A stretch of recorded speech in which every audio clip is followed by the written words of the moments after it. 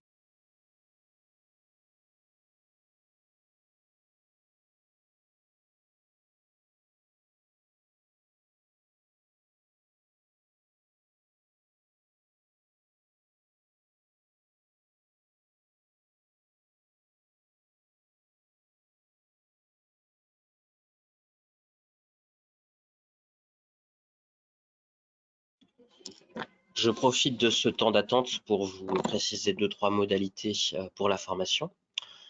Donc il est possible de poser des questions. Nous prendrons le temps à la fin de chacune des présentations pour répondre à l'ensemble des questions posées.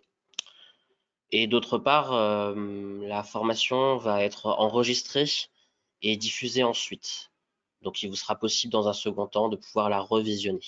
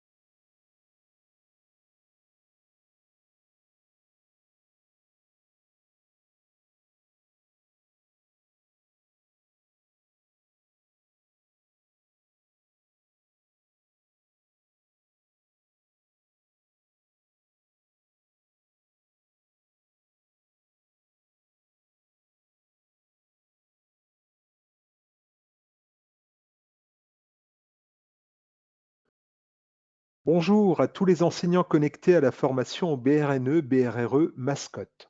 Cette formation se déroule dans le cadre du dispositif Lycée 4.0. La région Grand Est a financé l'expérimentation des banques de ressources régionales pour l'enseignement, BRRE, pour 21 lycées 4.0. Cette expérimentation est pilotée par la DAN Nancy-Metz.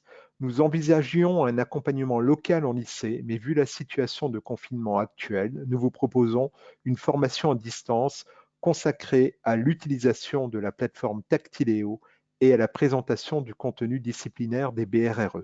Ce soir, la SVT. Vous pourrez désormais utiliser les granules existants, en créer vous-même, créer des parcours et les mettre à disposition de vos élèves. La plateforme Tactiléo est facile à prendre en main. Elle est très plébiscitée en collège avec 49 200 connexions dans notre académie depuis le confinement, 35 000 pour Mascotte Science, 7 700 pour Barème et 6 500 pour Mascotte LCA. Qui dit expérimentation dit analyse et retour des utilisateurs. Les formateurs vont vous présenter différentes voies d'accès au BRRE. Je vous demanderai de privilégier le passage par le médiacentre pour vous et vos élèves, car nous aurons ainsi des données chiffrées de connexion. Un petit questionnaire vous sera diffusé en fin d'année scolaire pour obtenir votre avis sur la BRRE utilisée. Bonne formation à tous.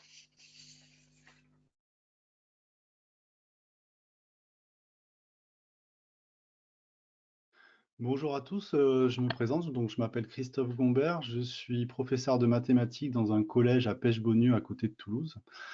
Je fais partie d'un projet qui s'appelait Mathscope pour l'APMEP, l'Association des professeurs de mathématiques, où on a utilisé la plateforme Tactiléo et que j'utilise moi-même avec la collection Barème dans mon établissement.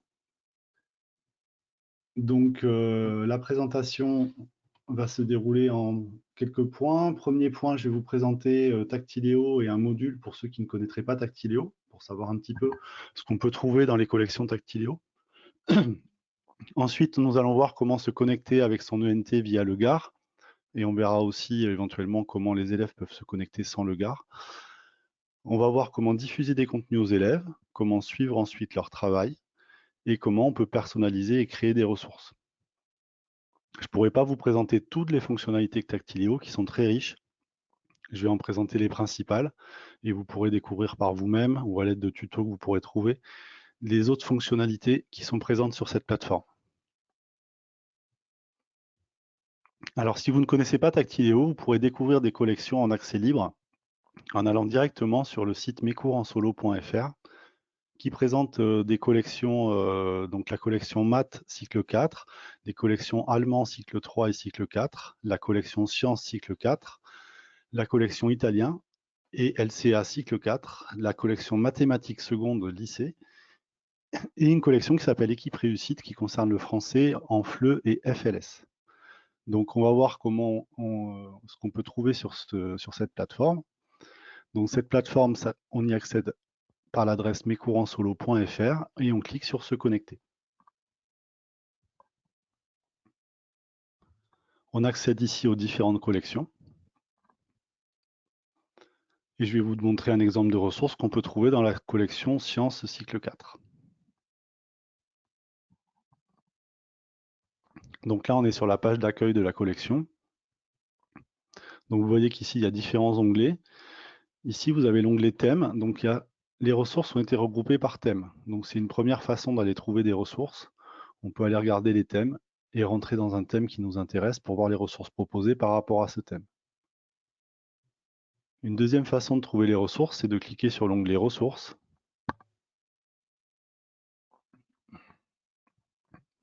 Et là, on peut faire une recherche avec des mots-clés et avec différents onglets ici qui permettent d'affiner la recherche. Donc ici, par exemple, on va faire une recherche sur les panneaux solaires.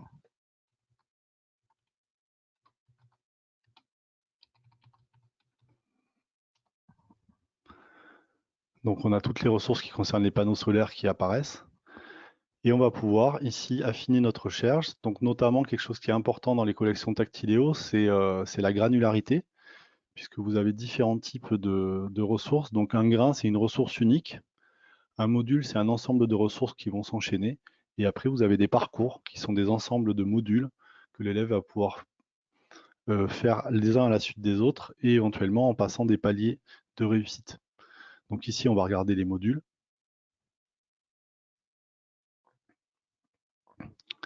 Et on va aller regarder la ressource qui s'appelle chaîne d'énergie d'un panneau solaire. En savoir chaîne d'énergie d'un panneau solaire qui se trouve... Je la trouve plus, pardon, excusez-moi. Elle est ici. Donc quand vous avez trouvé une ressource, vous avez une petite vignette ici. Vous pouvez cliquer dessus. Et là, vous avez un certain nombre d'informations qui vous indiquent ce que vous pouvez trouver dans cette ressource. Et en cliquant sur plus de détails, vous avez un petit peu plus d'informations, et notamment le nombre d'éléments qui constituent cette ressource ici dans le contenu du module. Ensuite, si vous voulez la voir comme un élève va la voir, il faut cliquer sur visualiser.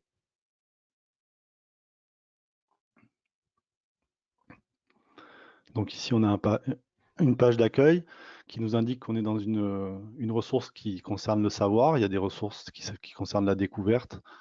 Voilà, elles ont été classées suivant différentes catégories. Une première page d'information ici. Donc là, c'est juste de l'information. Une question ouverte. Donc là, on peut répondre, l'élève va pouvoir répondre. Alors, je vous présenterai plus en détail les questions ouvertes tout à l'heure. On va voir que cette réponse peut être évaluée ou non évaluée. À tout moment, quand vous êtes dans un module, vous avez les 3 petits traits ici en bas à gauche qui vous permettent de voir où vous en êtes. Donc, vous avez ici le sommaire du module. Donc, on voit déjà qu'on a passé 2 éléments de ce module et qu'on est dans le 3e élément.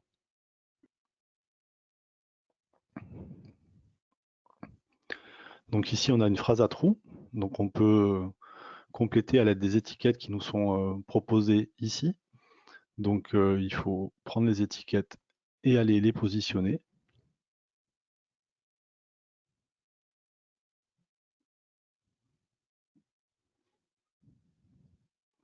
Alors, on va les mettre un petit peu au hasard. Et là, l'élève a une réponse immédiate par rapport à sa question. Donc, c'est une auto-évaluation de la question. Donc, on voit que j'avais juste pour le premier mot et que je me suis trompé sur les autres mots. Et une correction qui est proposée. Donc ici, c'est le même principe. C'est des étiquettes qu'il faut déplacer, mais qui concernent ici maintenant des images. Donc, il faut compléter les étiquettes dans les images. Donc, on va mettre étiquettes. On va essayer d'en mettre certaines qui sont justes.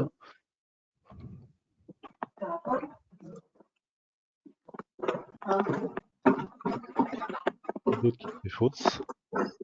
Et on passe à la suite. Donc là, pareil, une correction qui vous est proposée. Et on arrive à la fin du module.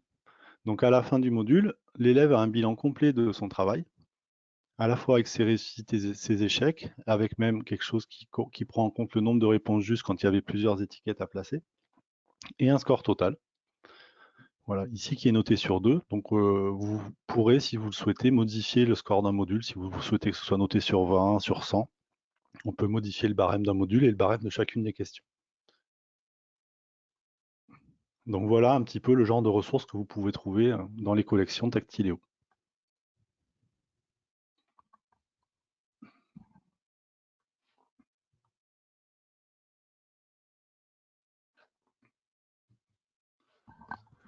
Donc maintenant, si vous voulez utiliser Tactiléo avec vos élèves, vous allez vous connecter à l'aide de votre ENT via le GAR.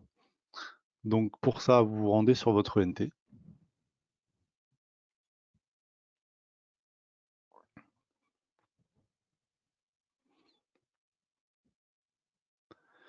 Et vous avez ici dans le menu de gauche un onglet qui s'appelle Ressources. Et les ressources se trouvent dans le médiacentre. Et on voit ici toutes les ressources qui m'ont été affectées. Alors attention, si jamais vous ne trouvez pas des ressources, il faut s'adresser à votre responsable GAR de votre établissement. Dans votre établissement, il y a une personne qui est responsable des affectations des ressources, à la fois pour les enseignants et pour les élèves. Donc cette personne, c'est cette personne qui affecte les ressources. Donc si jamais il y a une ressource que vous ne trouvez pas, c'est à lui qu'il faut s'adresser, c'est lui qui pourra vous l'affecter et l'affecter aussi à vos élèves pour que vous puissiez leur distribuer des travaux à faire. Pour les collections Tactiléo, il y a 2 types de collections. Donc les collections barème allemand, où il y a une mère de famille. Donc là, je m'adresse au responsable gare s'il y en a parmi vous. Il y a une mère de famille à attribuer qui s'appelle Tactiléo Hachette. Et pour toutes les autres collections mascottes, la mère de famille, c'est Tactiléo Mascotte. Ce que je viens de dire ici ne concerne pas les enseignants qui ne sont pas responsables gare. Donc une fois qu'on est dans le médiacentre, on a ici toutes nos collections qui nous sont attribuées et on peut faire une recherche des collections qui nous intéresseraient. Donc moi, je suis professeur de mathématiques. Alors excusez-moi, je vais couper le micro d'Arnaud. Donc mathématiques seconde ici par exemple. Et là, on accède à la collection, comme je vous l'avais vu tout à l'heure. Et on va pouvoir faire un certain nombre de choses à partir de ces ressources et les distribuer à nos élèves.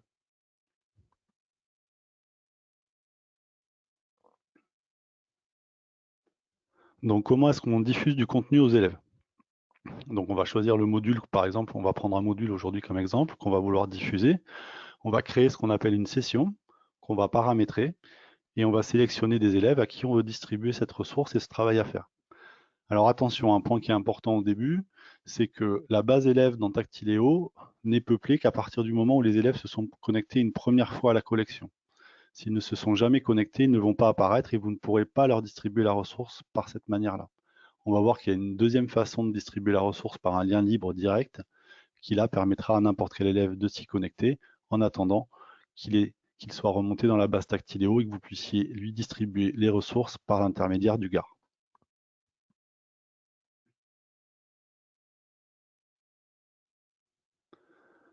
Donc on va ici prendre une ressource et qu'on va essayer de diffuser à des élèves. Donc peu importe la collection, le principe est le même, qu'on soit en mathématiques, SVT, sciences. Donc là je vais prendre la première ressource ici qui est un module sur la fonction carré. Donc toujours pareil, comme tout à l'heure, on peut cliquer dessus, on peut le visualiser. Et quand on va vouloir le distribuer aux élèves, on va créer ce qu'on appelle une session. Donc là, on arrive dans la page de paramétrage de la session. Donc il y a le titre de la session qu'on peut modifier. Par défaut, c'est le nom du module. Mais attention, en général, on va distribuer des ressources à plusieurs classes. Donc c'est bien de mettre le nom de la classe. Moi, je me suis fait piéger en distribuant beaucoup de ressources. Et finalement, j'avais du mal à retrouver après pour retrouver les résultats des élèves. Le début de la session et le fin de la session. Donc on peut choisir pendant combien de temps les élèves vont pouvoir accéder à cette ressource. Par défaut, ça démarre à l'instant où vous créez la session et ça se termine au bout d'un mois, mais on peut complètement modifier ces paramètres-là. C'est dans cette partie que l'on va trouver les élèves à qui on voudrait distribuer la ressource. Donc pour trouver ces élèves, il va falloir ici cliquer sur le petit triangle.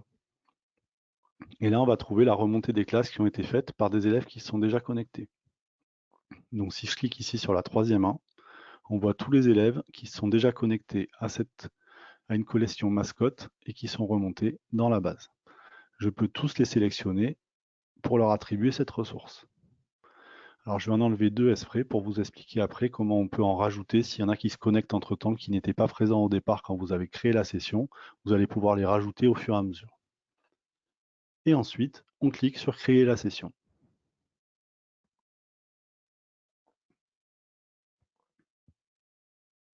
Donc là, vous avez la session qui est créée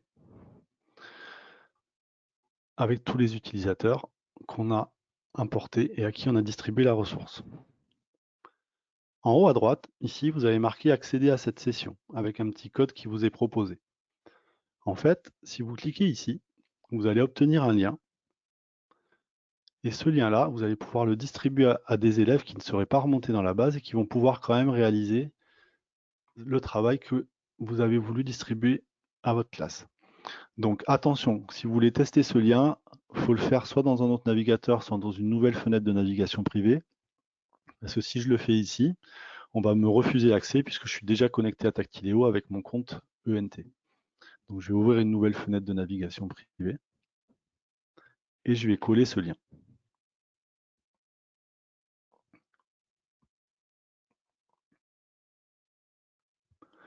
Donc là, les élèves arrivent sur cette page. Et l'inconvénient de cette méthode-là, c'est que du coup, ils ne sont pas identifiés, donc ils vont devoir entrer un pseudo. Donc pour les reconnaître, vous pouvez leur suggérer par exemple de mettre le nom de leur classe en premier, puis leur prénom, et la première lettre de leur nom de famille pour essayer de respecter la protection des données.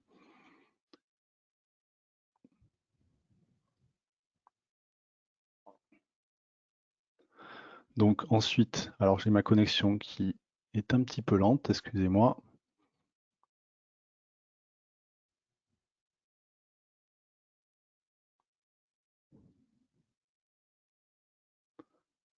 Donc j'espère que je suis encore connecté.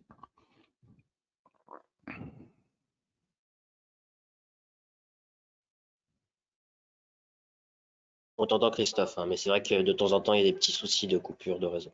Ah, mais ce pseudonyme était déjà utilisé, donc c'est pour ça. Vous m'entendez? Oui. Donc je vais laisser juste mon prénom.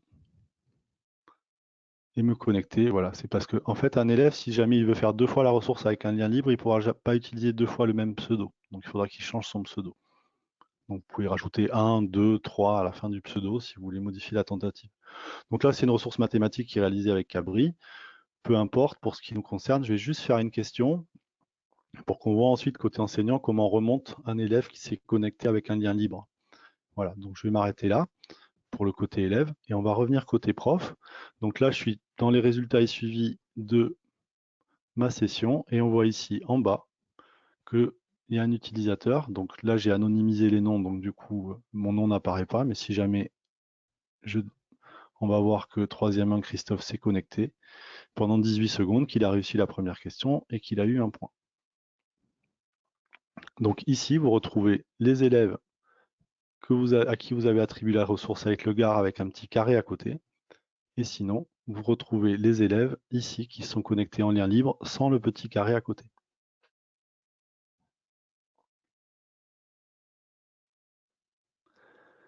Donc on peut mixer les deux méthodes. Si jamais entre-temps, il y a d'autres élèves qui se sont connectés par l'intermédiaire du GAR et que vous voulez modifier, que vous voulez les rajouter à cette session, ou si vous voulez modifier d'autres paramètres de cette session, si par exemple vous aviez donné qu'une semaine mais que c'était trop court, que les élèves n'ont pas eu le temps de faire le travail, que vous voulez allonger la session, en bas de votre session, vous avez ici la possibilité de la modifier. Alors je vais d'abord vous montrer où est-ce que vous retrouvez ces sessions, puisque là j'étais automatiquement dedans puisque je venais de la créer. Donc ici à gauche en bas, vous avez résultats et suivi. Donc si vous cliquez sur résultats et suivi, vous allez retrouver la liste de toutes les sessions que vous avez créées. Et vous allez pouvoir aller voir les résultats des élèves et les modifier. Donc je reviens dans la session sur la fonction carré pour les 3e 1. Et en bas ici, je vais la modifier. Donc je peux modifier le titre, la durée de la session. Et ici, j'avais fait exprès tout à l'heure de laisser 2 élèves. Je peux rajouter des élèves qui se seraient connectés entre-temps. Ils seront remontés dans la base et vous allez les voir apparaître ici et enregistrer. Et ma session est modifiée. Et maintenant, j'ai ces 2 élèves-là qui vont apparaître en plus. Alors, il y a un petit temps de latence. C'est pour ça qu'ils ne sont pas apparus tout de suite. Là, voilà, les voici, ils sont apparus après.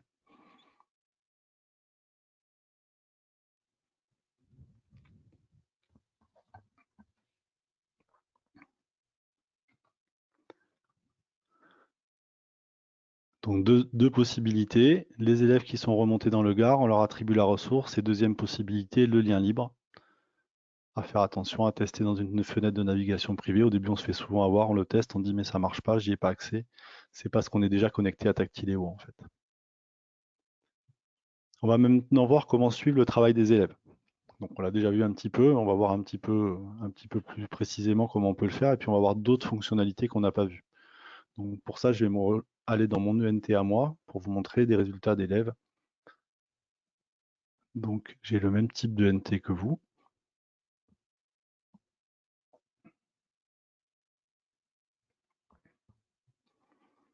Donc pareil, dans ressources, médiacentre. L'accès élève se fera par le même endroit, on le verra tout à l'heure. Donc moi j'utilise la collection barème. Et en bas, j'ai l'onglet résultats et suivi.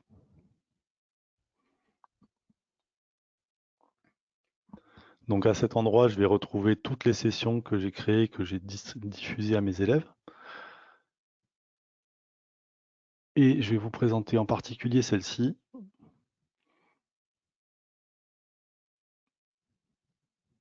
Alors là, il y a beaucoup, vous allez voir qu'il y avait beaucoup de participants à cette session, donc ça va mettre un petit peu de temps à arriver. Mais c'était pour vous montrer notamment le fait qu'il y a 2 types d'élèves. Donc tous ceux qui ont un petit carré, c'était des élèves à qui j'avais pu distribuer la ressource par l'intermédiaire du GAR. Et on va voir qu'ici, on a beaucoup d'utilisateurs qui sont connectés directement avec le lien libre. Donc on peut complètement mixer les 2 méthodes dans un premier temps. Après, effectivement, il est préférable de passer par le GAR et on va voir notamment pour 2 raisons particulières, c'est que l'élève va pouvoir récupérer ses résultats et y revenir s'il s'est connecté par le GAR. Donc voilà la première façon d'aller voir les résultats et de suivre le travail de ses élèves. La deuxième façon, je retourne dans résultats et suivi.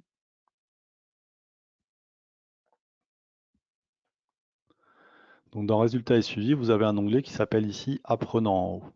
Donc il y a Module, des parcours si vous avez distribué des parcours, et Apprenant.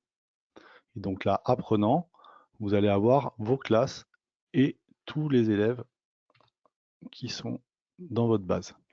Donc là, je vais regarder les résultats d'un élève en particulier. Et donc on voit ici tous les modules qu'il a réalisés. On a une petite synthèse de son travail ici en haut, donc le nombre de modules réalisés, la moyenne des résultats, le temps total passé. Et quelque chose qu'on obtient ici, qu'on n'avait pas dans l'autre vue, c'est qu'on va pouvoir voir qu'ici, il a fait plusieurs tentatives par module. Donc je vais pouvoir voir toutes ces tentatives. Par défaut, pour un module, c'est la première tentative qui est retenue. Donc si l'élève le refait, dans Résultats et suivi, vous ne le verrez pas. C'est qu'à cet endroit-là que vous pourrez le voir. Donc si vous voulez valoriser plusieurs tentatives, vous pouvez venir ici et regarder le travail élève par élève qui a été effectué.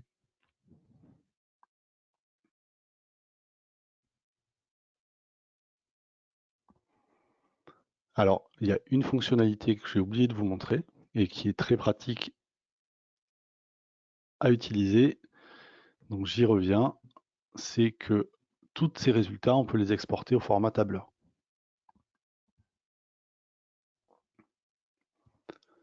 Donc à la fois le résultat d'un module en particulier et ou à la fois les résultats d'un élève en particulier aussi. Donc je vais vous montrer rapidement où ça se trouve.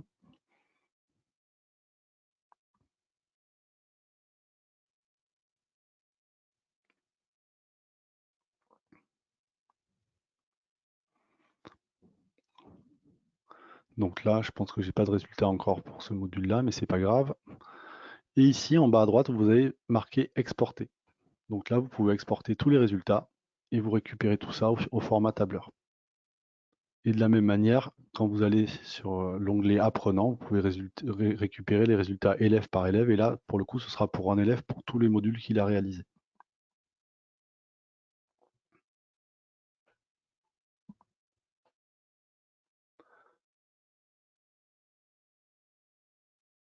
On va maintenant passer à la personnalisation et la création de ressources. Alors c'est quelque chose qui est très riche, donc je ne vais pas pouvoir tout vous montrer, mais je vais attirer votre attention sur un ou deux points particuliers. Donc vous avez la possibilité de modifier ou de créer vous-même des modules. Donc on va retourner dans le collège Charles Péguy.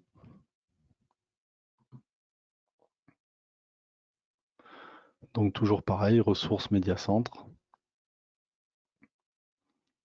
On va aller dans la collection mathématiques.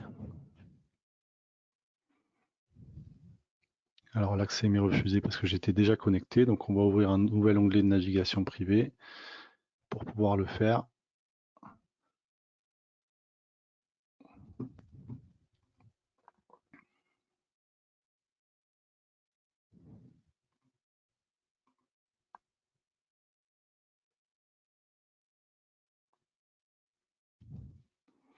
Voilà, là ça devrait fonctionner maintenant.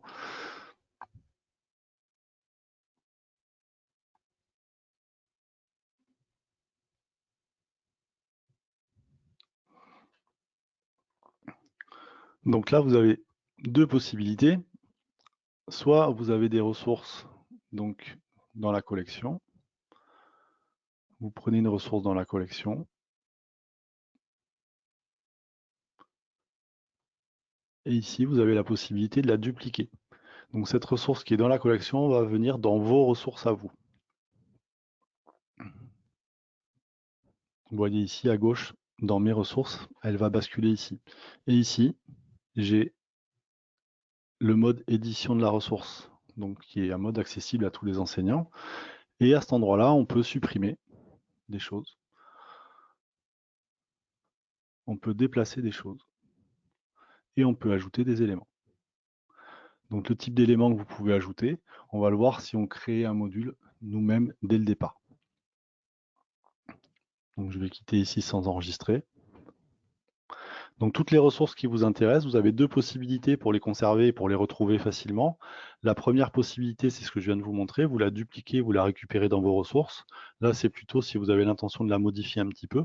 Et si vous ne voulez pas la modifier, l'utiliser telle qu'elle, quand vous êtes dans une collection, vous prenez la ressource et il suffit de cliquer ici sur la petite étoile que vous avez en bas de la vignette.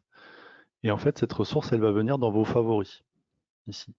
Donc ici, vous avez les collections, vos ressources dans mes ressources, et dans mes favoris, vous retrouvez vos favoris. Il y a une dernière chose ici qui est dans mon établissement, ça va vous permettre de partager des ressources entre vous, entre collègues du même établissement. Donc ça, on verra dans un module comment on peut le partager. Maintenant, si je veux créer un module directement, en fait, on clique sur créer un module. On va lui donner un nom.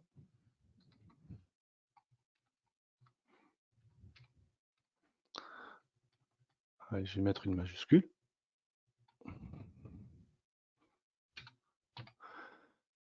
On peut donner une description, on peut choisir une image et on peut ajouter des éléments. Alors, il y a des éléments qui peuvent être évalués. Donc, vous avez tout ce type d'éléments. Très facile à prendre en main. Vous pourrez, si vous cliquez dessus, c'est assez simple. Il n'y a pas de souci, vous allez vite voir.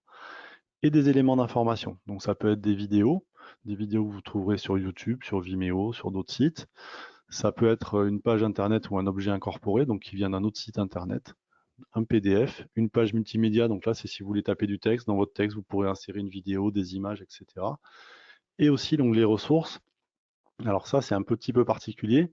Donc ici l'onglet ressources, il va vous permettre d'aller chercher une ressource déjà existante dans une collection. Donc si je vais par exemple dans la collection, je vais prendre la collection, bah tiens il y a mathématiques, sciences, SVT seconde, j'avais pas vu qu'elle y était, donc très bien. Donc je prends cette collection. Et donc ici, je vais chercher ce qui m'intéresse, ou je l'avais peut-être déjà repéré avant, et j'ai la possibilité, à l'aide de ce petit plus, pour un module, d'ajouter les éléments que je souhaite de ce module. Donc je peux tout sélectionner, ou je peux prendre qu'une. S'il n'y a que la vidéo qui m'intéresse, je vais récupérer que la vidéo. Et je peux aussi ajouter des grains simples. Donc si vous allez ici, vous pourrez récupérer des grains simples. Donc cet onglet ressources permet d'aller chercher des ressources déjà existantes dans Tactileo. Ce que je voudrais attirer votre attention maintenant, c'est sur la réponse ouverte, qui a une fonctionnalité que je trouve particulièrement intéressante. On l'a vu tout à l'heure dans le premier module que je vous ai montré rapidement. En fait, la réponse ouverte, elle peut être de deux types. Donc, elle peut avoir une auto-évaluation ou alors elle peut aussi avoir une évaluation manuelle plus tard par l'enseignant. Donc ici, vous pouvez taper l'intitulé de votre élément et ici, vous pouvez taper une question. Bon, alors moi, comme je suis professeur de mathématiques, je vais mettre un calcul. Donc, par exemple, 45 moins 5 fois 2 égale. Donc il y a un éditeur d'équations si vous voulez écrire des maths un petit peu. Et pour ceux qui aiment le LaTeX, vous pouvez aussi rentrer du LaTeX. S'il y en a qui connaissent, entre 2 $, vous pouvez rentrer du LaTeX. Je le ferai pour la question suivante.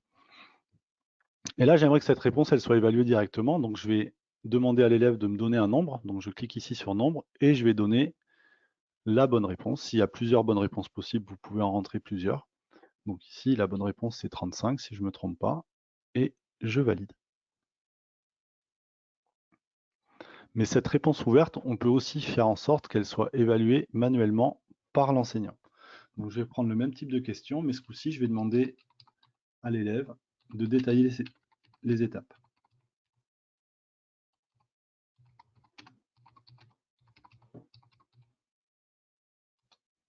Donc comme je vous le disais tout à l'heure, le LaTeX, pour ceux que ça intéresse, $, et on peut rentrer 45 moins 5 times 2. Voilà, tout ça, je vais le grossir un petit peu. Et cette expression, je vais l'appeler A. Pour que l'élève me détaille ensuite les étapes. Donc là, je peux demander un texte court, un texte long. Je vais demander un texte long parce que comme ça, il va pouvoir donner sa réponse sur plusieurs lignes. Et je vais paramétrer. Ici, vous avez un petit onglet paramétrage. Et dans le paramétrage, on peut choisir de ne pas évaluer ou d'évaluer manuellement ce genre de questions. Évaluation automatique est grisée, puisqu'avec le type de réponse que j'ai choisi, ça n'est pas possible. Donc je vais demander que ce soit évalué manuellement. Et je valide et j'enregistre mon module. Donc, une ressource que j'ai récupérée. Ici, une réponse ouverte évaluée automatiquement. Et j'ai donné la réponse possible. Et ici, une réponse ouverte avec un texte long et en paramétrage, je veux l'évaluer manuellement. Et j'enregistre. Donc je vais diffuser cette ressource à un élève pour qu'on voit côté élève un petit peu comment ça se passe. Donc je crée une session.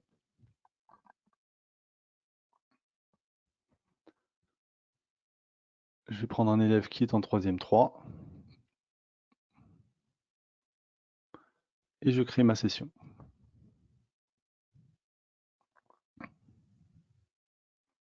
Voilà. Donc maintenant, on va aller voir côté élève comment ça se passe.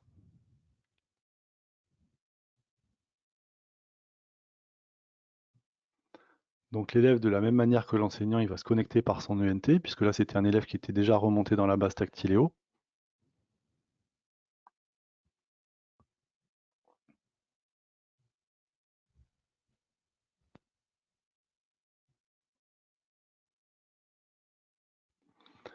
De la même manière qu'un enseignant, il va dans ressources et médias centres et il se connecte à la collection concernée. Donc ici, j'étais dans la collection mathématiques secondes.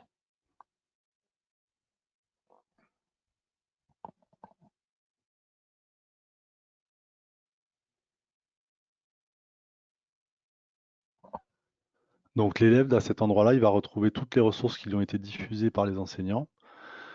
Pour les collections qui sont directement mascotte Tactiléo, il va trouver le travail de toutes les collections. Donc si là ici il y a du travail dans d'autres disciplines qui lui sont proposées, et on retrouve ici le module que je viens de distribuer. Donc s'il clique dessus, il va pouvoir le faire. Donc le premier élément, c'était une vidéo que j'avais récupérée dans une autre ressource. Et ici, il y a la question que j'ai créée. Donc là, la première chose, on lui demande un nombre, et c'est auto-évalué. Et par contre ici, ça n'est pas auto-évalué, on lui demande de détailler les étapes. Donc il peut, on va dire ce coup-ci qu'il se trompe.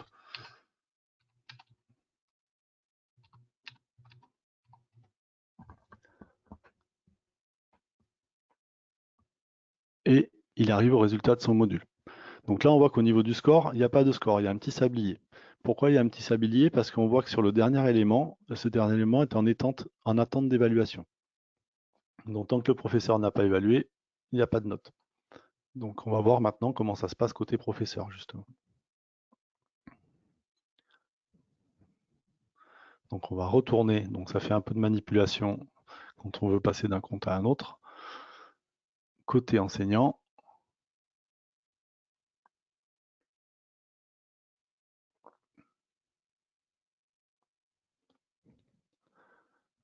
donc toujours pareil, ressources, médiacentre. Je retourne dans la collection concernée, qui était les mathématiques secondes.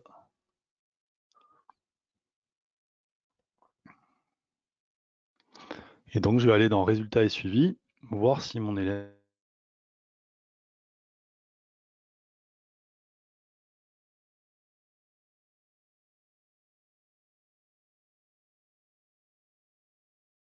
c'est un petit peu long.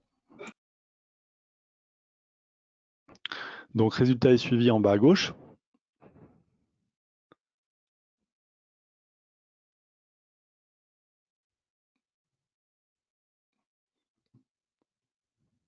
Alors excusez-moi pour la lenteur, mais j'ai beaucoup de choses qui tournent en même temps.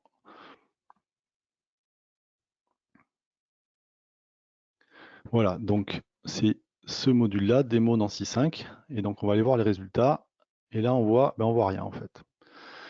Donc attention, j'ai une collègue encore tout à l'heure qui m'a dit mais je comprends pas, j'ai distribué quelque chose à mes élèves, mais personne ne l'a fait, j'ai aucune réponse. En fait, c'est parce qu'il y a une question ouverte qui est en attente d'évaluation. Donc là, il faut faire attention. Si je reviens dans résultats et suivi, vous avez un petit onglet en haut à droite qui s'appelle à évaluer. Et là, on voit que à évaluer, il y a un petit 2 à côté. Ça veut dire que il y a deux réponses qui sont en attente d'évaluation de ma part. Donc si vous cliquez ici,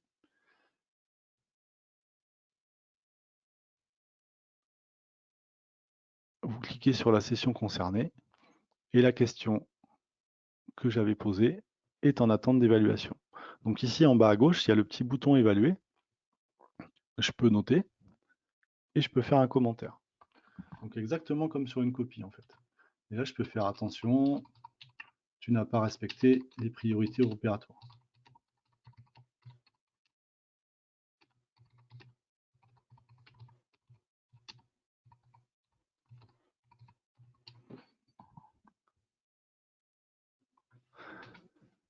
Et l'avantage du GAR, c'est que l'élève va pouvoir retrouver son travail, sa copie en fait, avec son score et les annotations qu'on a pu lui faire et les conseils qu'on aurait pu lui donner. Donc j'enregistre ma correction. Si je reviens dans mon module, on va voir maintenant que les résultats de Félix apparaissent avec la réussite à la première question et l'échec à la deuxième question. Donc je refais une petite dernière manipulation pour vous montrer côté élève comment ça se passe.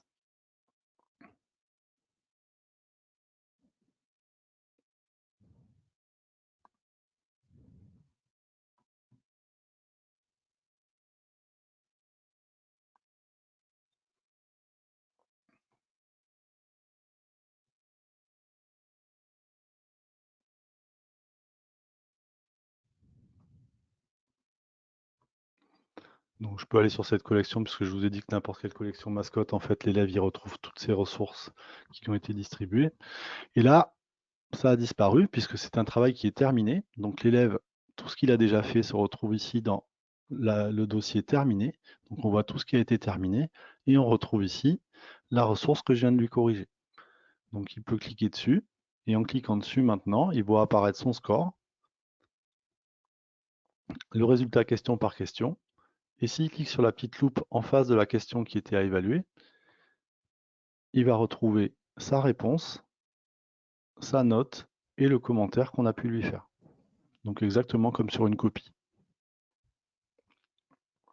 J'en profite pour vous montrer que si un élève veut faire une deuxième fois, une deuxième tentative, mais en fait dans l'onglet terminé, il retrouve ses ressources terminées, mais ici il a la possibilité de recommencer. Donc s'il clique là, il pourra recommencer, faire un deuxième essai. Donc toutes ces ressources, éventuellement, il peut les refaire. Et là, dans Affaires, c'est des ressources qu'il n'a pas encore faites. Donc j'en ai fini de cette présentation. Je ne vous ai pas tout présenté, loin de là, de tout ce qui est possible, mais les principales fonctionnalités qui, normalement, devraient vous permettre de pouvoir utiliser Tactiléo rapidement et directement. Je vous remercie.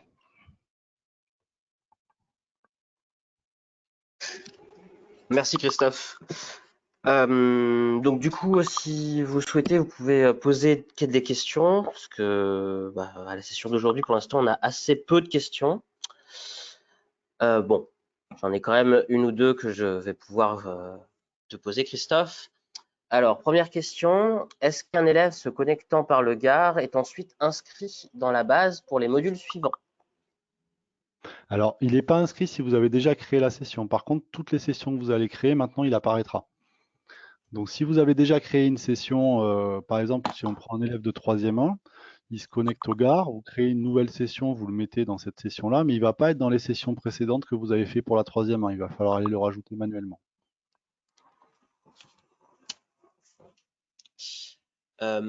Autre question, toujours en rapport avec le GAR. Déjà, qu'est-ce que ça veut dire et finalement à quoi ça sert? Peut-être que là Alors, je le GAR, peux. Enfin, vas-y, ouais, ouais, vas-y. le GAR s'appelle gestionnaire d'accès aux ressources. Donc, ça permet aux élèves d'accéder à plein de ressources en ayant un seul identifiant et un seul mot de passe qui est celui de l'ENT. Et ça permet aussi de gérer et d'affecter des ressources à différents enseignants et à différents élèves.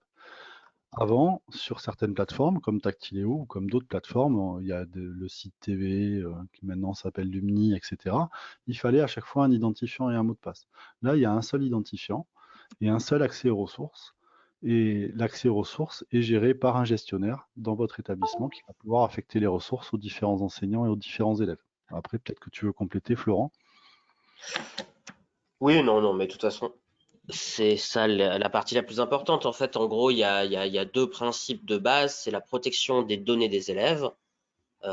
Grâce au GAR, en fait, donc nous, on reçoit très peu de données et finalement, ces données sont contrôlées par le GAR. Et l'autre point important, c'est l'isolation documentaire et le fait que chacun des établissements a sa propre indépendance au niveau des choix qu'il va pouvoir faire en termes de ressources qui va être mis à disposition via le médiacentre. Alors pour Et ça me compléter, fait justement...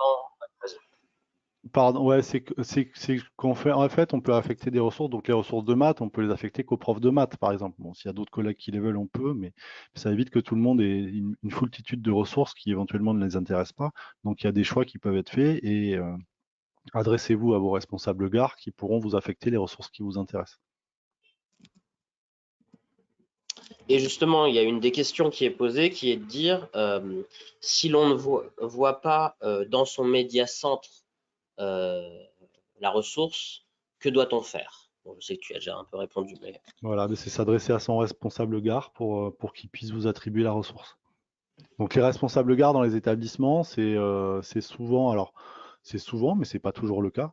Ça peut être l'administrateur ENT ou le gestionnaire réseau, et ça peut être aussi le professeur documentaliste. Des fois, c'est les mêmes personnes, puisqu'il s'agit de ressources. Donc voilà, les professeurs documentalistes ont été sollicités aussi pour être gestionnaires du gare dans les établissements, et ainsi que les administrateurs ENT en général. Super, super. Alors, les questions suivantes, elles sont plus d'ordre, enfin finalement de plus tactiléo que la partie gare. Donc déjà, il y en a une première qui est sur les différentes granularités pédagogiques qu'il y a dans Tactiléo. Donc, qu'est-ce que c'est qu'un grain? Alors, qu'est-ce que c'est qu'un grain? Un grain, c'est une ressource seule, c'est une vidéo, c'est une image, c'est un PDF, c'est dans la collection Science, il y a des images en 3D, c'est une seule chose et qui ne s'évalue pas. Donc, ce ne sera pas repris dans le score. Donc, voilà ce que c'est qu'un grain, en fait. Et donc, du coup, vous pouvez prendre des grains pour constituer vous-même votre propre module à partir de ces grains-là et agrémenter ces grains de questions, de QCM, de questions ouvertes, comme je l'ai montré tout à l'heure.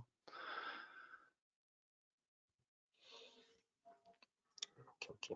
Donc la hiérarchie, si on peut la donner, en fait, c'est que l'élément le plus petit élémentaire, c'est le grain, qu'on va pouvoir aller mettre dans un module.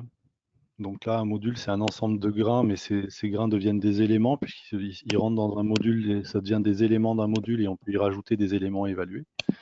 Et ces modules, on peut les mettre dans un parcours, donc qui va être un ensemble de modules, avec un enchaînement éventuellement de paliers.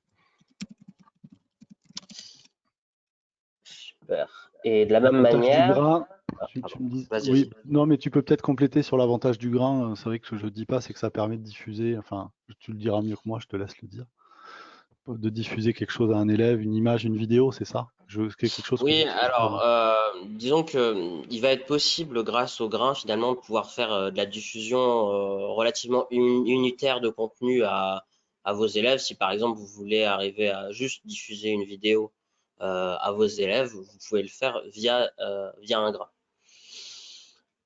Il faut savoir que ces grains, en fait, l'idée est de dire que c'est finalement des éléments unitaires et qu'ils ont surtout pour vocation d'être intégrés dans des modules et des parcours que vous aurez créés vous-même. Et d'ailleurs, au vu de ce que je suis en train de dire, Christophe, il y a une des autres questions qui est en rapport avec le parcours. Comment fonctionnent les parcours? Alors, comment fonctionnent les parcours? Donc, ben, je vais montrer peut-être un petit peu comment peut fonctionner un parcours. Donc, alors, je sais un peu comment fonctionne un parcours. Pour être honnête, je n'utilise pas encore avec mes élèves les parcours. J'ai commencé vraiment par les modules. Mais j'ai déjà créé des parcours. Alors, il faut que je repasse en navigation privée. Donc, un parcours, c'est un ensemble de modules. Et en fait, vous avez éventuellement des paliers possibles qui vont vous permettre de choisir qu'un élève n'accède à certaines ressources que s'il a réussi des ressources précédentes. Donc, ça permet une progressivité, ça peut permettre de différencier aussi quand on les utilise. Donc, si je reviens dans la collection seconde mathématiques, Donc ici, on peut créer un parcours. Donc il y a des collections où il en existe déjà. Dans la collection Mascotte Science BRNE cycle 4, il en existe. Dans la collection qui sera présentée tout à l'heure, je ne sais pas. Donc voilà, donc un parcours, un titre, une description, exactement comme pour un module. Et ici, vous avez un palier. Donc vous pouvez rester qu'avec un seul palier. Et là, vous allez ajouter une ressource. Donc cette ressource, vous pouvez aller la chercher dans celle qui existe, dans celle que éventuellement vous auriez créée. Donc on peut rajouter le petit module que j'ai créé tout à l'heure. Et la fonction carré aussi que je vous ai montré au début. Donc j'ajoute ces deux éléments. Et donc l'élève, il aura, quand il va cliquer sur son parcours, ces deux éléments à faire. Et vous verrez la progression dans le parcours. Il y a une différence, tu me diras si je me trompe Florent, par rapport aux tentatives qui sont retenues. Je vous ai dit tout à l'heure que pour un module, c'était la première tentative qui était retenue par défaut. Dans un parcours, c'est la meilleure tentative qui est retenue par défaut. Si on veut créer des paliers, en fait, on peut donner une règle de validation sur un palier. Et on peut décider, on ne peut passer au palier suivant que si on a réussi 100% des modules ou 50% des modules. Voilà. Ou alors il faut avoir validé automatiquement ce module et ce module pour pouvoir passer au palier suivant. Et ensuite, on peut ajouter un nouveau palier si on le souhaite, avec d'autres ressources. Oui, c'est bien ça, hein, pour la distinction entre les sessions de modules et les sessions de parcours, pour les tentatives. Un dernier point d'usage par rapport au parcours, si je peux me permettre de compléter, c'est de dire qu'il va être possible de choisir si finalement on veut qu'un palier soit disponible ou non pour les élèves. Donc il va être possible potentiellement de donner un parcours à un ensemble d'élèves et par exemple de dire il faut que vous fassiez le palier 1 et de bloquer les autres paliers jusqu'à par exemple une date où on a le deuxième cours et on débloque le palier 2. D'accord, on peut débloquer avec des dates. Manuellement, en fait, dans le suivi, dans la partie suivi. Dans la partie suivie, d'accord. Voilà. Alors, justement, une autre question par rapport au parcours. L'élève peut-il revenir en arrière lorsqu'il est en train de faire un parcours?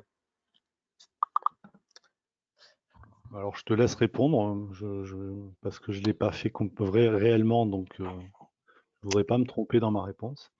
Oui, alors, ce qui est possible, en fait, en gros, si un élève lance un module dans un parcours, dans le menu burger, il va être possible de quitter le module et de revenir dans le parcours. Je ne sais pas précisément si c'était ça la question, mais il me Voilà, de semble que quitter le c'est... module, de revenir et Voilà. de revenir sur un autre module, un module précédent ou de reprendre le module qu'il a fait. Tant qu'il est sur un palier où il a le droit d'être, il peut faire un petit peu avec plusieurs tentatives. Alors, c'est tout pour ces questions sur les parcours. Donc maintenant, peut-on ajouter des ressources personnelles dans un module? Alors oui, on peut ajouter des ressources personnelles dans un module. Donc si je reviens sur créer un module, donc tes ressources personnelles, ça peut être de différents types. Donc une vidéo, si vous avez fait une vidéo, vous avez une chaîne YouTube, vous pouvez rajouter votre vidéo. Donc vous cliquez ici, vous allez coller soit le code d'intégration, soit l'URL de votre vidéo. Donc ça fonctionne très bien. Si vous avez un site internet, vous pouvez coller la page de votre blog et qui s'affiche une page précise de votre blog ou d'un site internet intéressant avec à l'aide de cet onglet page internet ou objet incorporé. Voilà, ça peut être aussi des animations d'autres sites internet. Vous pouvez mettre des PDF, donc si vous avez des cours ou des plans ou des choses comme ça à mettre, vous pouvez mettre ça. Vous pouvez créer une page multimédia. Donc là, la page multimédia, finalement, c'est très complet. Alors en plus, pour votre région, vous avez le NT qui est fait par la société Cosmos, donc on retrouve exactement le même menu qu'on a dans notre NT en fait quand on donne des devoirs ou quand on remplit le contenu du cahier de texte. Donc vous avez exactement les mêmes choses ici dans cette page multimédia et vous pouvez insérer exactement de la même manière une image, une vidéo, du son, voilà, exactement comme dans le NT finalement. Donc là, on a cette chance-là, c'est qu'on n'est pas du tout dépaysé par ces éléments-là.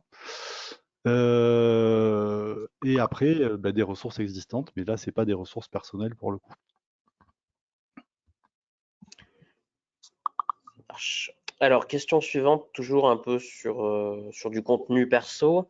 Comment est-ce que je fais si je veux insérer un diaporama? Donc bon, on va imaginer que le diaporama étant sur un site extérieur. Alors le diaporama, oui, voilà. Si vous avez un diaporama LibreOffice ou PowerPoint tel quel, c'est pas possible. Par contre, si vous l'avez hébergé sur, il y a différents sites qui permettent d'héberger des diaporamas qui sont lisibles en ligne. À ce moment-là, vous prenez page internet objet incorporé, c'est tout à fait possible. Ou alors votre diaporama, s'il a peu d'animation, ça peut être, vous pouvez l'enregistrer en PDF et auquel cas le faire apparaître en PDF pour qu'il apparaisse en PDF. Mais c'est pas directement dans Tactiléo. Donc vous passerez par un service externe par rapport à ça et vous utiliserez l'élément page internet objet incorporé. Comme quand vous voulez, si vous voulez insérer un diaporama dans votre ENT, ça marche sur le même principe. Parce que dans le ENT, on a cette icône objet incorporé là, qui est entre les deux symboles inférieur ou égal et supérieur ou égal. Supérieur.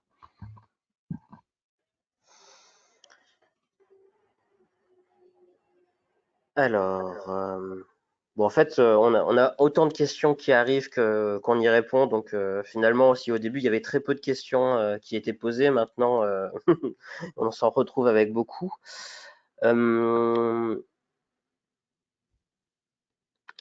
Alors, il y a plusieurs questions qui ont un rapport avec finalement les licences. Est-ce que les photos sont-elles libres de droit? Et qui alimente cette banque? Ma question sous-entendue, est-ce que tout est libre de droit? Alors, je te laisse répondre, mais il y a quand même, plus précisément, parce que je ne sais pas précisément pour toutes les ressources, mais ce qui est certain, c'est que quand vous avez une ressource, à chaque fois, il y a marqué la licence en bas, dans les détails. Vous avez la licence, en tout cas pour un module et pour un grain, mais je te laisse répondre peut-être pour les collections mascottes. Oui, alors, enfin, effectivement, je pense que ta réponse est un premier niveau de réponse qui me semble être le bon. Est-ce que tu sélectionnais une ressource justement pour pouvoir montrer Alors, je justement ne sais comment pas on fait ça? je sais pas si en mathématiques c'est le cas, si la licence est renseignée. Je vais peut-être plutôt aller dans une ressource science. Ce sera peut-être. Donc, je pense que sur mes cours en solo, je vais pouvoir accéder à la banque science Ouais, je suis pas sûr là que tu. Je suis pas dans sûr que les tu vois les détails. licences sur mes cours en solo. Bon, du coup, en l'occurrence, effectivement, en fait, en gros, on a plusieurs niveaux de licence. Il y a certaines ressources qui sont personnalisables, enfin duplicables et personnalisables, alors que d'autres ne sont que utilisables avec des élèves. En l'occurrence, toutes les ressources qui sont issues de la partie SVT euh, sont à minima diffusables à des élèves et une partie, donc celles justement qui ont la licence CC by SA, sont Donc, modifiables on et l'a libres ici de en bas droit. là. Voilà. On l'a ici en bas dans la vignette là, quand on clique sur plus de détails. Ici, quand vous êtes, donc je reviens en arrière, vous prenez une ressource ici, vous cliquez sur plus de détails et vous avez ici en bas la licence.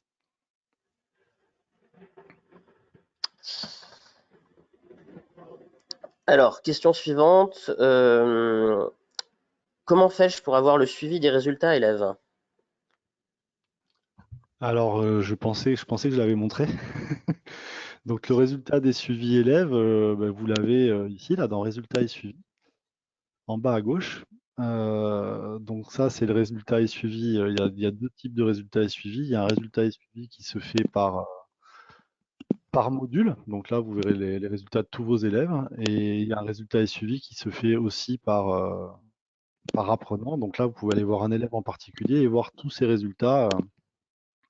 Donc je reviens sur mes diapositives. Donc dans résultats et suivi, ici en bas, si vous prenez un module en particulier, vous allez avoir la liste de tous vos élèves qui ont réalisé ce module avec les résultats de chacun de vos élèves. Et la deuxième possibilité, c'est dans l'onglet Apprenant. Si vous allez dans l'onglet Apprenant, vous sélectionnez un élève en particulier. Là, vous aurez les résultats de cet élève sur tous les modules qu'il a effectués dans cette collection.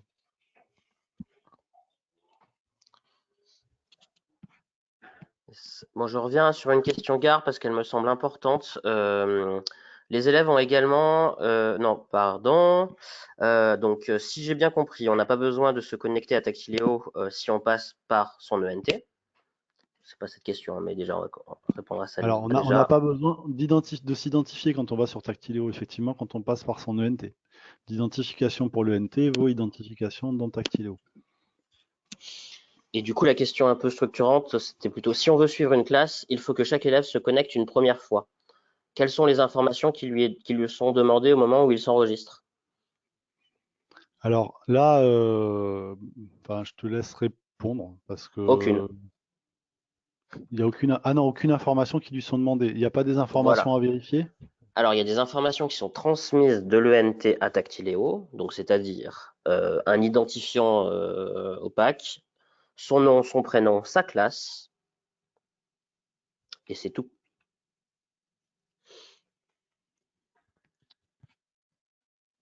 Voilà, donc il a besoin juste lui de vérifier, je crois que c'est peut-être son nom et son prénom et de valider, mais je suis même pas sûr de ça, je me rappelle plus.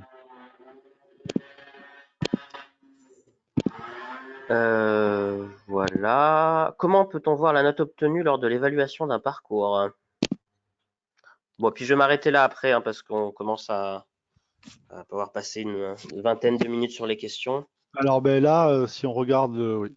Si on regarde ici, il y avait l'onglet module, donc pour avoir les résultats d'un module, et si vous cliquez sur l'onglet parcours, vous aurez les résultats pour les parcours que vous avez diffusés. Super, merci Christophe. Bon, il reste quelques questions. Je vais essayer de répondre à toutes les questions directement via le chat. Ok. Pendant ce temps-là, donc ça peut être le moment justement à Arnaud, donc Arnaud Van Praat, de prendre la main pour pouvoir nous présenter la seconde partie, qui elle est plus dédiée spécifiquement aux ressources en SVT.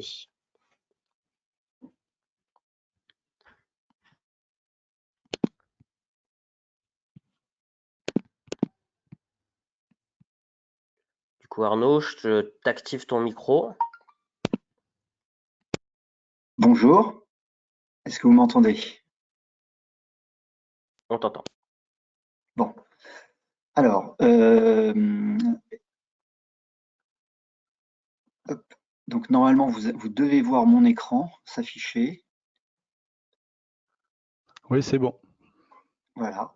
Donc ce que je vais faire, tout d'abord, c'est que je vais vous présenter un exemple d'utilisation possible de Tactiléo en SVT. Il y a pas mal de choses que vous pourrez retrouver qui sont déjà écrites. Je vous ai mis juste en dessous mon adresse mail si jamais vous vouliez me contacter, l'adresse au niveau internet d'un article et d'une série d'articles même qui ont été faits sur le site SVT de l'Académie de Créteil. C'est un article en fait qui renvoie vers une dizaine d'autres articles avec à la fois des réponses en termes techniques mais également en termes de pédagogie. Donc n'hésitez pas à aller y faire un tour. Éventuellement, on peut faire un petit copier-coller dans le chat pour ceux qui voudraient récupérer cette adresse. Pour ça, j'ai choisi donc le thème du métabolisme en seconde. Voilà. Donc je pense que le métabolisme en seconde, s'il y a des profs en lycée, ben, vous connaissez. Là, je vous ai mis un extrait du programme. Et donc, dans ce programme, il y a notamment toute une partie sur l'autotrophie. Alors, qu'est-ce qu'on peut faire avec cette partie? Eh bien, pour ça, on peut prévoir des choses dans la classe et hors la classe. Donc, je vous ai mis trois encadrés. Celui du milieu, ben, c'est dans la classe, et puis il y a avant et il y a après. Notamment avant, ben, dans une partie qui peut être intégrée dans la classe inversée, et puis le troisième cadre après la classe. J'ai pas précisé d'éléments en termes de volume horaire, parce que bon, on peut décider d'utiliser Tactiléo avec plus ou moins d'éléments autres que Tactiléo en classe. Et donc, en fonction de ce que vous prévoyez à côté, de l'observation microscopie, des expériences, des études de documents, etc., fait que ça peut durer plus ou moins longtemps. Mais voilà, c'est pour vous présenter le principe en général. Alors, il faut savoir que dans la collection SVT, c'est le cas d'ailleurs également pour la collection collège, pour ceux qui seraient également en collège, eh bien, il y a plusieurs types de modules. Il y a tout d'abord des modules découvrir. Alors, on peut le voir, ça des... Hop, c'est là. Donc, vous êtes sur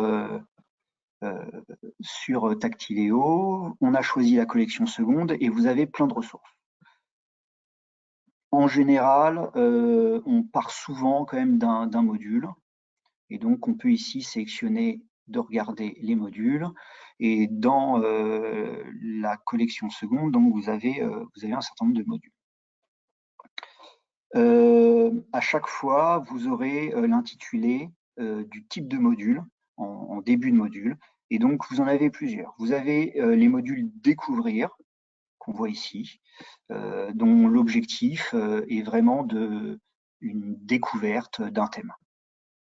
Vous avez, si je vais sur mes ressources, vous avez, hop, là ça me gêne un petit peu, voilà. Donc vous avez également les modules qui sont dans la catégorie comprendre. Donc ça permet d'aborder des thèmes de façon complexe, avec, comme on vous l'a montré tout à l'heure, un mélange d'éléments de texte ou multimédia, des objets 3D, des vidéos, même des éléments d'ailleurs d'évaluation. Vous avez également des modules de type savoir, donc comme celui-ci par exemple. Donc savoir, en général, c'est des modules un peu plus courts que les modules comprendre et qui apportent des éléments de connaissance sur le thème abordé. Vous avez également des modules de type réalisé, comme celui-ci, qui lui permet d'aider les élèves dans la réalisation d'une manipulation ou éventuellement dans la réalisation d'un point méthodologique également. Enfin, vous avez des modules s'entraîner, donc par exemple celui-ci. Donc les modules s'entraîner, ce sont des modules qui ont été conçus essentiellement dans l'optique d'évaluer l'élève. Alors après, on peut l'évaluer à différents moments. Ça peut être en début de séquence, ça peut être en cours de séquence ou ça peut être en fin de séquence. Ça, c'est à vous de faire votre choix.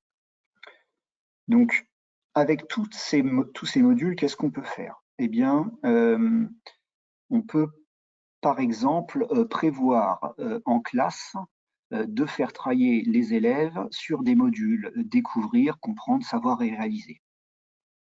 Alors, le module découvrir dans les océans un important potentiel photosynthétique, eh bien, il va permettre de découvrir la notion. Donc, si je vais dessus, il me semble qu'il est ici. Voilà. Donc, le temps qu'il se lance. Donc, vous avez à chaque fois un petit logo typique du type de module. Donc là, c'est un module découvrir. Ça peut être des modules très très courts. Celui-là est un petit peu plus long parce que il va poser quelques questions. Donc voilà, connaissez-vous des organismes aquatiques photosynthétiques? Pouvez-vous citer leur nom? Donc par exemple, on peut citer les algues. Voilà. Et voilà, avec un petit retour. Et puis ensuite, voilà, une petite présentation. Une autre sur, plus précisément sur les microalgues. Et puis des objets 3D, par exemple. Donc ici, vous allez avoir une succession de 2 objets 3D. Donc un premier ici, Donc, si on clique dessus, eh bien, l'objet 3D, il se charge, pour ceux qui n'auraient jamais vu. Alors, après, ça dépend de la qualité de la connexion. La mienne n'est pas optimale. Bon, s'il ne charge pas, bon, je vais passer. Mais voilà, vous avez un objet 3D qui est manipulable en 3D avec un certain nombre de légendes. On va voir si le suivant met moins de temps à se charger.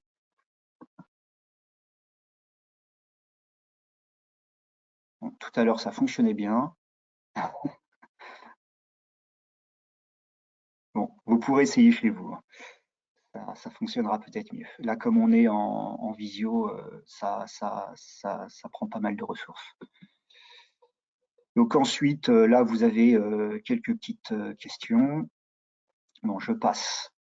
Voilà. Vous pouvez avoir des objets à déplacer. Donc par exemple, là, on peut mettre la source d'énergie lumineuse. On place des objets sur l'image et avec un petit retour.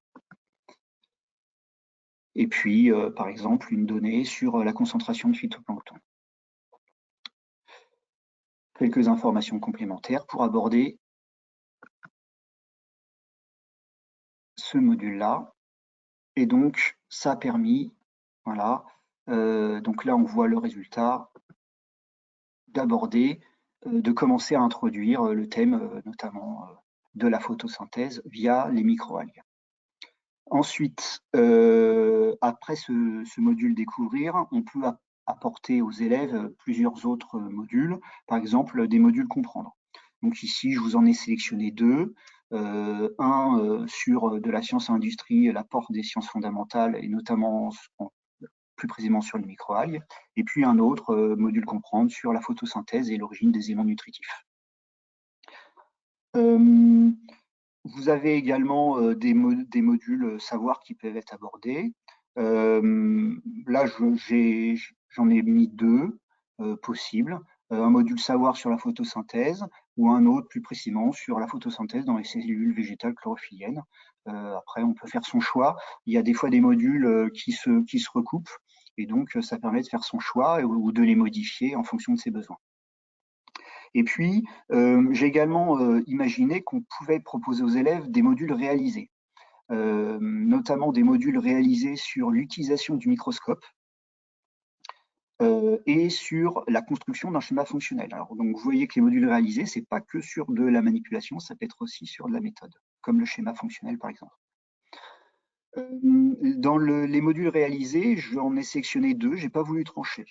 Il y a le module réalisé utilisant un microscope optique qui est vraiment centré sur l'utilisation du microscope optique en tant que tel. Et l'autre, le suivant, réaliser deux points, observer des cellules au microscope. Eh bien, il reprend les points sur le microscope optique, mais également il aborde la préparation microscopique. Donc, comment est-ce qu'on fait une préparation microscopique? Donc là encore, c'est une question de choix dans son établissement. Est-ce qu'on va proposer aux élèves des préparations microscopiques déjà faites? Et dans ce cas-là, on utilisera le premier. Ou est-ce qu'on a envie que les élèves réalisent leur propre préparation microscopique? Et dans ce cas-là, on pourra proposer plutôt le deuxième.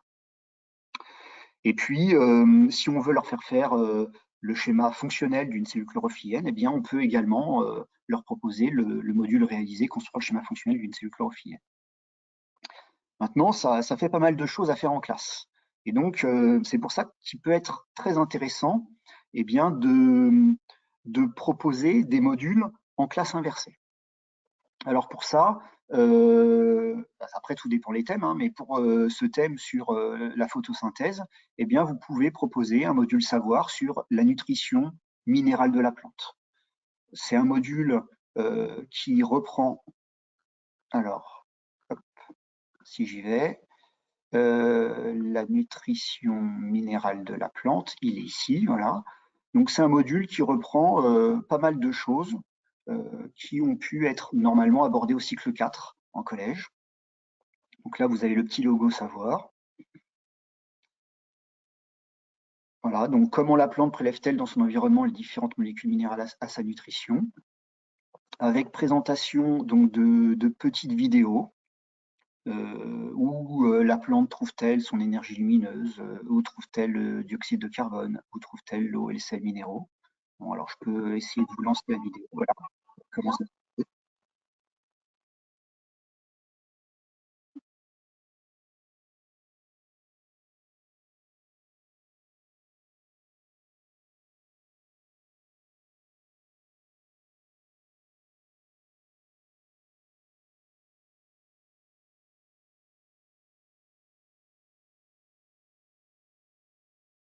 Bon, je ne vais pas vous passer toute la vidéo. De toute façon, je pense que c'est des choses que vous connaissez. Mais en fait, voilà, elle reprend des éléments qui normalement ont été vus en cycle 4. Ensuite, vous avez une petite image interactive donc, qui est en train de s'afficher. Donc, c'est tout simplement une photo. Et en cliquant sur les différentes parties de la photo, vous avez des légendes qui s'affichent. Alors, ça peut être des légendes de texte, des images, voire un mélange des deux parfois. Donc ici, c'est du texte. Et là, voilà, c'est ce que je vous disais à l'instant, un mélange de texte et de photos, notamment pour zoomer sur les racines, avec notamment la zone pilifère ici. Un petit lexique, voilà, et la fin du module. Donc, ce petit module-là, il reprend des éléments de collège. Ça permet aux élèves à la maison de se remettre des notions du cycle 4 en tête. Et puis, comme on vous l'a expliqué tout à l'heure, si ce module-là, vous avez envie de le modifier, il est tout à fait modifiable. Par exemple, si vous avez envie d'ajouter des éléments de questions pour que l'élève puisse se tester, eh bien, il n'y a aucun souci, c'est possible. Il suffit de dupliquer ce module dans vos ressources et ensuite vous pouvez le modifier comme vous le voulez. Que peut-on proposer d'autre également en classe inversée? Eh bien, on peut proposer des modules s'entraîner. Les modules s'entraîner pour 3 choses. Ça peut être s'entraîner sur des connaissances, ou s'entraîner sur des méthodes, ou s'entraîner sur des savoir-faire. Eh bien, là, par exemple, on avait imaginé qu'en classe, eh bien, les élèves puissent utiliser le microscope, voire faire des préparations microscopiques. Eh bien, si en classe, on leur propose des modules réalisés sur utiliser le microscope ou observer des cellules, eh bien, on peut leur proposer en classe inversée des modules équivalents aux modules réalisés, mais qui cette fois sont des modules s'entraîner. Donc, de la même façon, 2 types de modules possibles, soit le s'entraîner observer le microscope optique si on leur propose des préparations qui sont déjà faites, ou s'entraîner à observer des cellules microscope si en plus de la préparation microscopique, de l'observation microscope, avant il faut qu'ils réalisent la préparation microscopique. Un petit module complémentaire sur des erreurs à ne pas faire avec un microscope. Souvent, on récupère des élèves en lycée qui ont oublié comment on utilise un microscope. Voilà, l'utilisation du microscope au collège leur semble lointaine, donc ça peut être utile. Et puis, si en classe, on avait imaginé leur faire travailler le schéma fonctionnel, eh bien, on peut également leur proposer un module s'entraîner sur le schéma fonctionnel. Les modules s'entraîner, ça peut notamment, voilà, je vais vous en montrer un de cela. Donc, par exemple, s'entraîner à observer au microscope optique. Donc, si je le lance, là, vous avez le petit logo sur le type de module qui est les modules s'entraîner. Donc, vous avez, voilà, on vous dit qu'on va vous présenter un petit film documentaire pour les différentes étapes à suivre pour utiliser un microscope. Dans le module s'entraîner, le film, c'est le film total qui dure 3 minutes. Il faut savoir que dans le module réalisé en classe, eh bien, cette vidéo, elle a été découpée étape par étape, ce qui permet à l'élève voilà, de fragmenter les différentes étapes dans l'utilisation du microscope. Donc, vous avez ici, alors c'est pas un petit film d'animation cette fois, c'est carrément un film documentaire.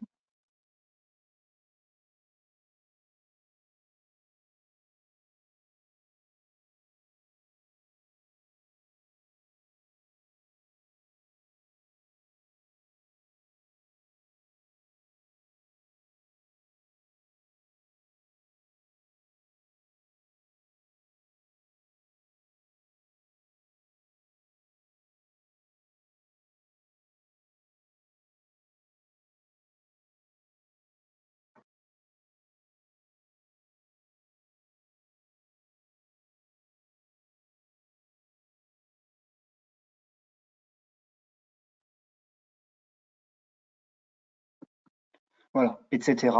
Ça pendant plusieurs étapes. À la fin de cette vidéo, vous avez ensuite une image à légender, donc avec les différentes légendes à replacer au bon endroit sur l'image.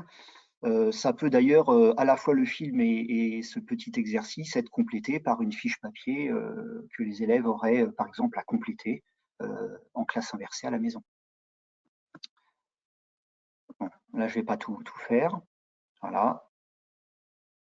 Avec un petit retour sur ce qui serait bon ou pas. Ensuite, il y a un petit questionnaire sur le rôle des différentes vis de réglage, sur l'oculaire, l'objectif, la platine, etc. Là, pareil, on peut mettre en relation les différents éléments. Toujours un petit retour. Ensuite, dans quelle étape eh bien, quel est l'ordre des étapes à suivre pour manipuler correctement un microscope optique. Donc, hop, on déplace pour mettre les étapes dans l'ordre, de la première à la dernière vers le bas. Voilà.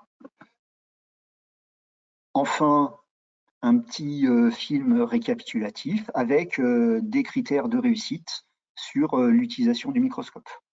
Donc là, c'est un petit film d'animation d'une vingtaine de secondes.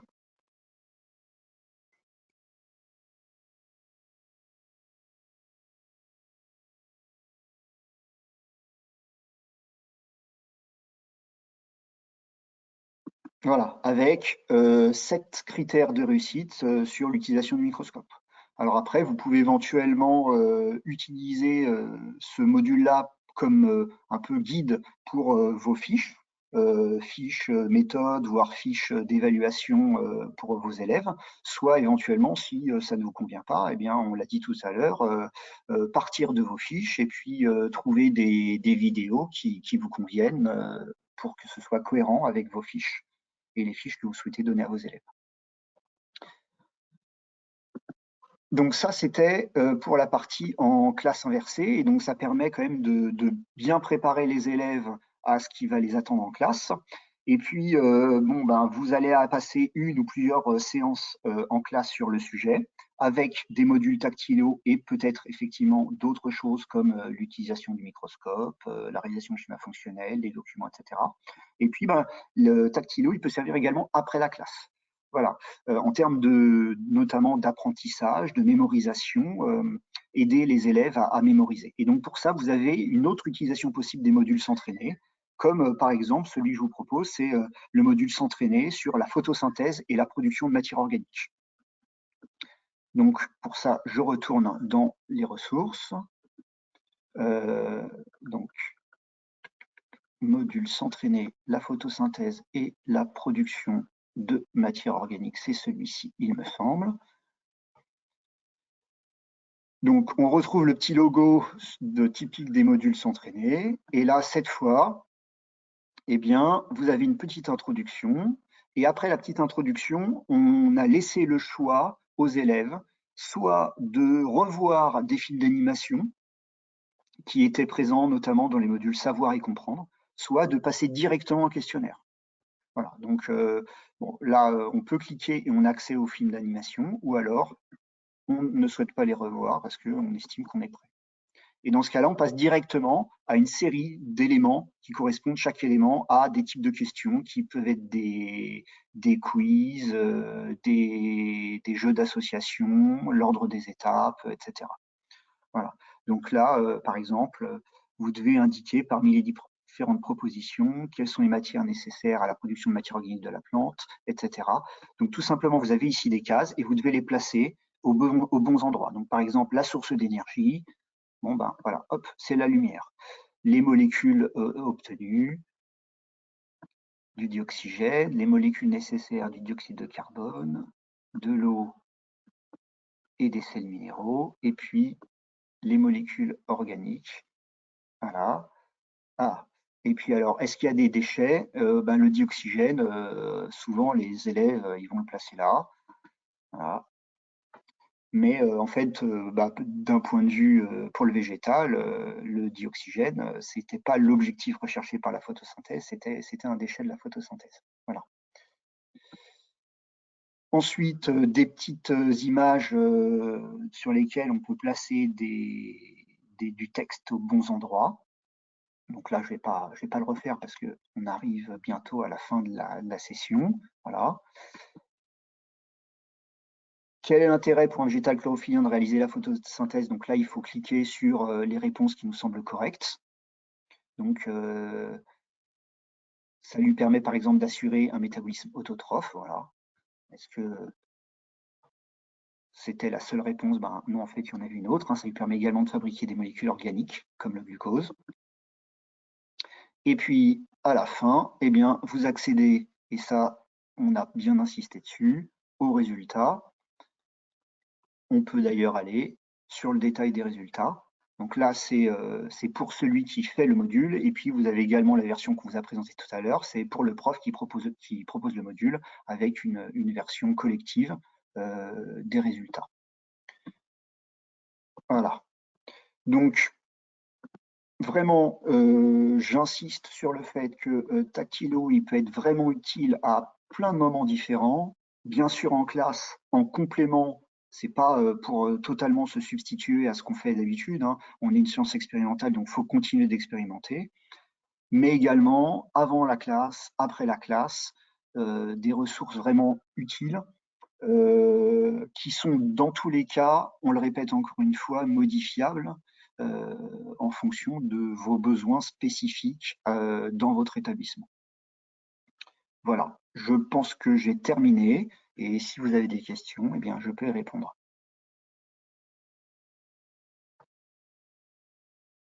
Super, merci Arnaud pour cette présentation. Il ne me reste que 2 minutes. Ouais, bah écoutez, on va essayer de prendre certaines questions. Donc n'hésitez pas hein, si vous avez des questions spécifiques sur la partie SVT. Donc là, du coup, dans les questions qui nous sont posées. Alors, je remets l'adresse hein, de l'article parce que cet article-là, il donne accès à plein de choses que j'ai montrées très très rapidement et ça permet d'avoir plus de temps s'y pencher vraiment à tête reposée. Et donc du coup, dans les questions, donc dans les modules s'entraîner, est-il possible de poser des questions en aléatoire? Alors, l'ordre des éléments, il me semble qu'il est défini à l'avance. Par contre, à l'intérieur des éléments, les emplacements des propositions, des légendes, ça, il varie d'une fois sur l'autre. Exactement. Et d'ailleurs, si vous le souhaitez, vous pouvez également faire une copie d'un module pour pouvoir modifier son paramétrage. Et si vous modifiez son paramétrage, il va être possible de choisir que certaines questions soient affichées dans un ordre aléatoire.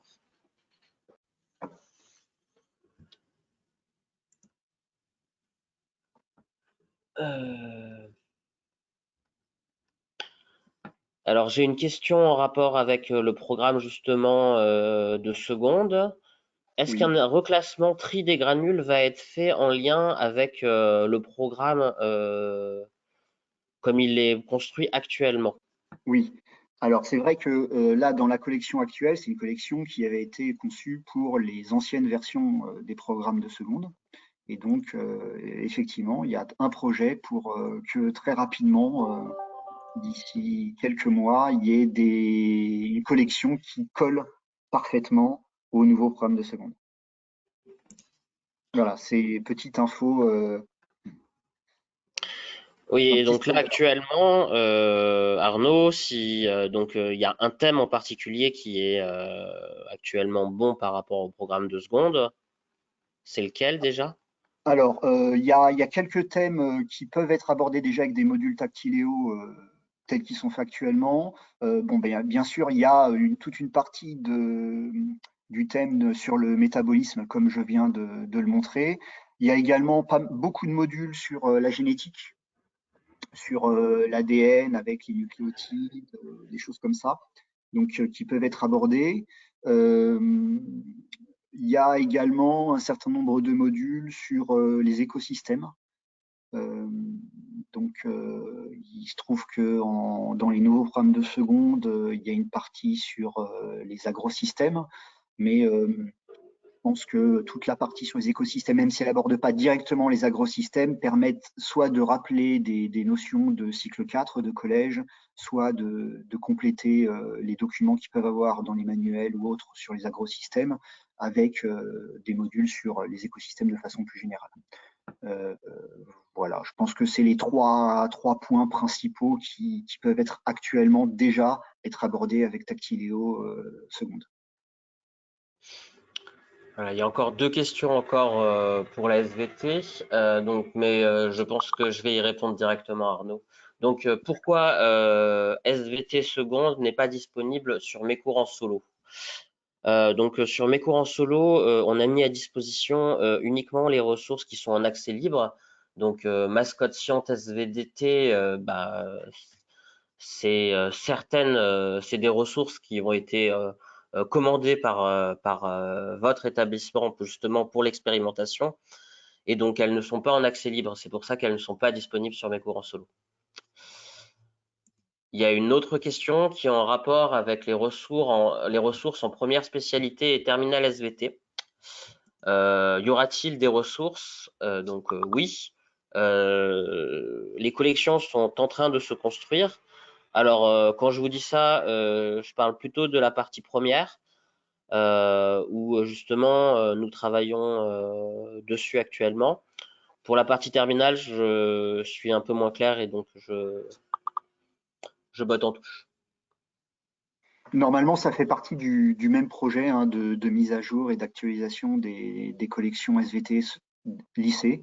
Et donc, si tout va bien, en cours d'année prochaine, il y aura des collections premières et terminales. Voilà, en fait, Ça devra arriver petit à petit. c'est la disponibilité, moi, qui me semble pas claire. C'est pour ça que je préfère ne pas vous affirmer trop leur date de disponibilité. Oui, c'est en train de se faire, donc on peut pas non plus trop être catégorique. Voilà. Alors les derniers points, c'est des points d'usage plus de Tactiléo, donc je sais pas si je vais les prendre directement peut-être. Avec des élèves, vaut-il mieux leur donner un lien d'accès qu'un code? Moi, il me semble, mais c'est en gros, c'est soit vous leur donnez edu.tactiléo.com/go, soit vous leur donnez directement le lien. Il me semble que c'est mieux de leur donner le lien. Autre question, est-ce que ces modules peuvent être utilisés depuis une tablette? Tout à fait. On peut avoir des soucis avec les tablettes qui sont vraiment anciennes. Ça peut être aussi utilisé avec le téléphone. Les seules choses qui sont un peu compliquées avec un téléphone, c'est les quiz. En fait, c'est toute la partie évaluation où l'épaisseur du doigt par rapport à la taille de l'écran peut être problématique parce que ça évite, ça limite la finesse des mouvements et des placements des différentes petites zones. Mais tout le reste, les vidéos, le texte, les images, etc., est vraiment facilement accessible avec un téléphone.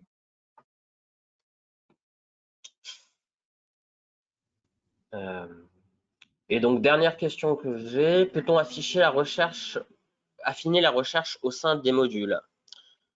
Alors Oui. non, mais en fait, ce qui se passe, c'est que donc quand on fait un module, généralement, on intègre des grains dans le module.